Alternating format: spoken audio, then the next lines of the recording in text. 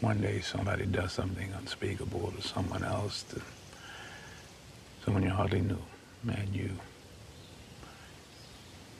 do something about it, because you can. We get this story from WESH.com, where an attorney for a man who was shocked by a taser by Palm Bay police multiple times said a WESH2 Investigate story contributed to the state attorney in Brevard County dropping his charges. Now, the shocking of Thomas Farley with a taser in June of 2024 left him paralyzed from the neck down. Said, quote, "I'm paralyzed. I can't feel my feet," is what Farley was heard saying on the video from the officer's body-worn camera. Paralyzed now, I can't put my feet. I promise you, I think I broke my neck. He never should have been tased, but he's tased 6 times when he's on top of the fence, at least 6 feet tall, maybe taller. And he falls to the ground and breaks his neck. Now, Farley's mom and civil rights attorney Benjamin Crump made a passionate plea in late October for prosecutors to drop the criminal charges against Farley so he could get into the proper rehabilitation center. His mother, Pamela Farley, said, "I've been here feeding him, and it breaks my heart. The boy is 32. He doesn't even want to live." Civil rights attorney Ben Crump and Pamela Farley, the mother of Thomas Farley, who is paralyzed, are demanding justice. He didn't deserve none of this. I mean, he wakes up one morning fine, and then the next day he can't walk. He can't even feed himself. He can't move. He can't feel nothing. I've been here feeding him, and it breaks my heart. The boy's 32, and he doesn't even want to live. There was no crime committed. There wasn't anybody murdered or anybody raped or anything. At best, this was about laundering. On the ground! On the ground!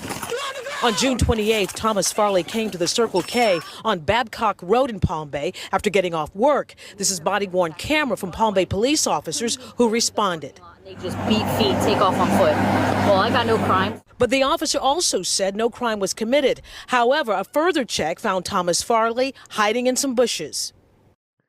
Now, a statement from Palm Police Chief Mariano Aguayo said, after an extensive review, it was determined that the officer legally and justifiably used his taser.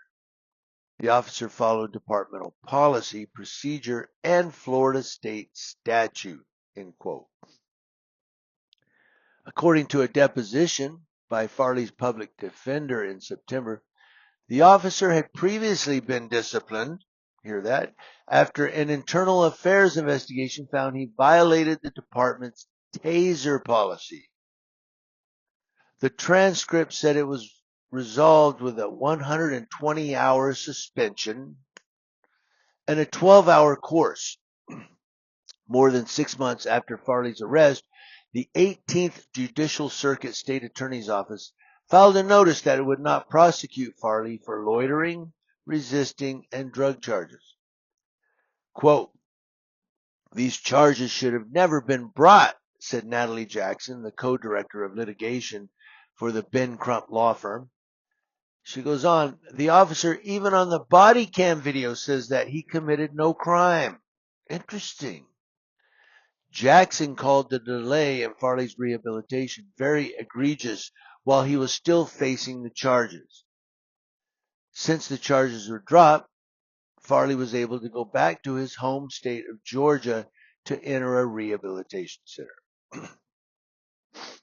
Jackson told WESH2 Investigates he had complications Thursday morning, that's Farley, that required him to go to the hospital. Said, quote, "Without your news story and the fact that you responded about Mr. Farley's medical condition and the decline in his medical condition and the need to go to rehab and being turned down from rehab because he has these 3 criminal charges, I think that was definitely instrumental in getting these charges dropped." Their story he's referring to. That was Jackson. The story aired the day before Farley's charges were dropped on January 9th. WESH2 Investigates learned The officer who tased Farley is named in a separate excessive force federal lawsuit. It stems from the December 2022 takedown of Scott McIntyre that sent him to the hospital. He was never charged with a crime. Interesting. Quote, so attorneys who take these cases are really kind of heroes to the American public, because what they do is they protect all of us and all of our rights.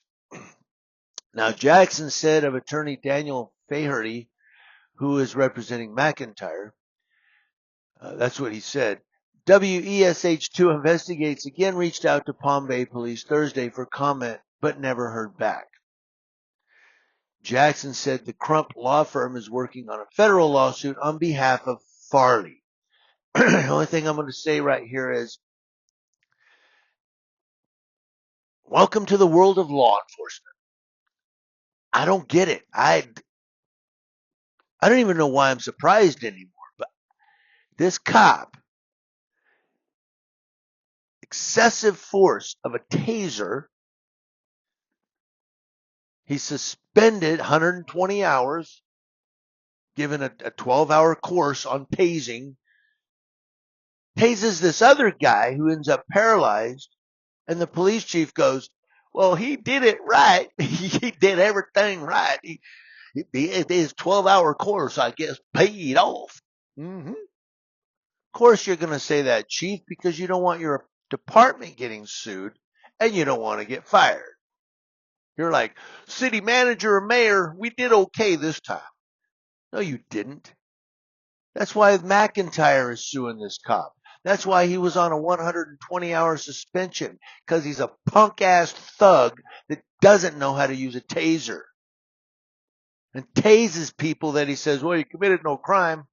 But tase you anyway. I want to see if this thing works. I don't know. Something like that, right?